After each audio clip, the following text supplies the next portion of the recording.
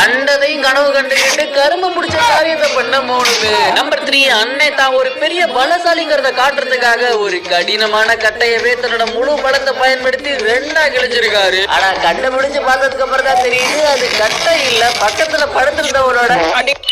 நல்ல வேலை அந்த பயமுள்ள இந்த பக்கமா திரும்பி படுக்கல, இல்லாட்டா இன்னும் என்னென்னலாம் செஞ்சிருக்குமோ. நம்பர் 2, அன்னை சின்ன வயசுல வெறித்தனமான ஃபுட்பால் பிளேயரா, அத கனவுல கரெக்டா பால உடைச்சிருக்காரு. ஆனா பிரச்சனை என்னன்னா கால் பட்டது பால்ல இல்ல.